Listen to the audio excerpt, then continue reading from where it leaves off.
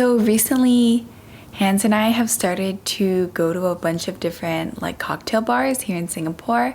I guess in New York, we just kind of shamefully went to like nightclubs and took shots of tequila and vodka versus like actually being like real functioning adults in the world. A lot of really interesting, super innovative, more contemporary. So you have your standard cocktails, like Hans would always get a Negroni, and I would always get a Paloma, but now we're trying things like, I don't know, like ants or we went someplace that had like I want to say like chili crab cocktail, like super weird things. We're experimenting, seeing what we like. It's something to help us explore Singapore while also pick up a new hobby. Here it is. Our first bar is Corduroy Palace, and it's located behind a pizza shop down a back alley, so it's definitely a little tricky to find. Their self-given description is, it's as if a dive bar in the middle of America had an illicit love affair with a grand hotel ballroom in Manhattan.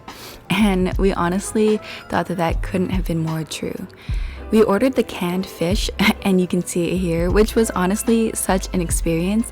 They came out with a whole selection of fish, and we got to choose different tins, and then they prepared it with different accoutrements and bread.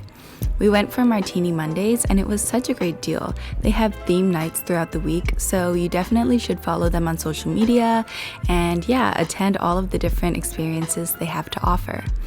After we finished with our appetizers, we were ready for the mains, and tonight we decided to go with the classic prime rib. Oh, it was so delicious, and it's served with a completely fully loaded baked potato topped with, yes, caviar.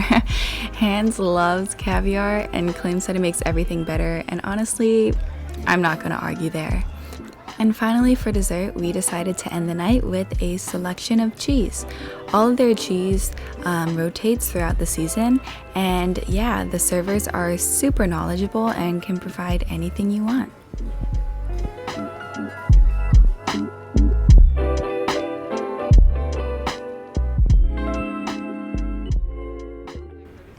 So the next bar that we went to was the Elephant Room, which is a culture-forward cocktail bar inspired by Singapore's Little India. And we decided to go here because the ingredients, the culture, the food, everything were all things that we definitely weren't familiar with, and we wanted to kind of explore another aspect of Singapore and all that it has to offer. What's really cool about the Elephant Room is that all of their ingredients are freshly sourced from Tekka Market, which is sort of like this main market that serves a lot of like local vendors in Little India and local Singaporeans alike. And the place is just so full of culture. They mentioned that their aprons have leftover sari cloths from Little India, all sorts of things like that. Plus, not to mention, here it is, this Indian fried chicken burger was possibly one of the best bites we've had in Singapore so far. But overall, it was just a great night, and we got to experience so many new flavors. They gave us these complimentary shots, and that was our night, and we headed on to the next one.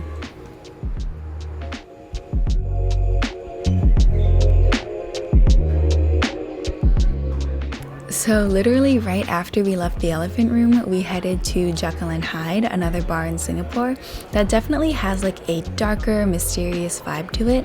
They have a lot of local dishes like chili crab nachos. We also had cocktails with azuki, gula melaka, and a lot of local flavors like that.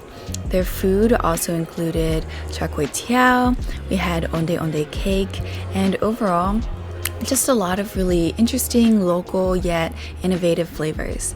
Finally, we had enough for the night and headed home.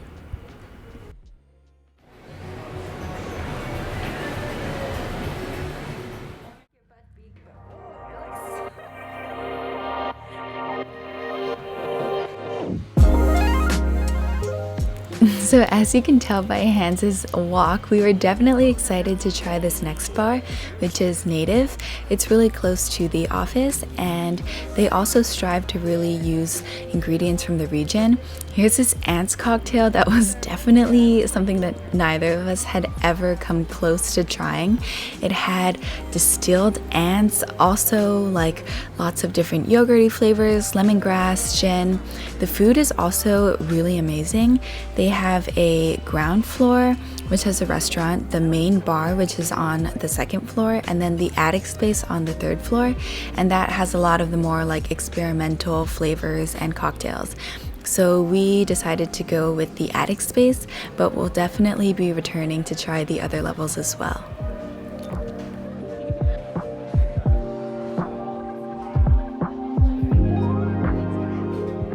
And finally, for our last bar, we decided to go to employees only. They have a New York counterpart, but this branch opened in 2016 and has consistently been on the Asia's 50 Best Bar list. It was super vibey, also kind of hard to find. It's disguised as like a fortune teller, so we did walk past it quite a few times. They also have little bites to eat and grilled cheese for dinner. We were all into that, but honestly, we'd recommend eating dinner somewhere else and just going here for the amazing cocktails and the immaculate vibes. Literally, this place is so vibey. The lighting, the conversation, it's the perfect way to end or begin your night.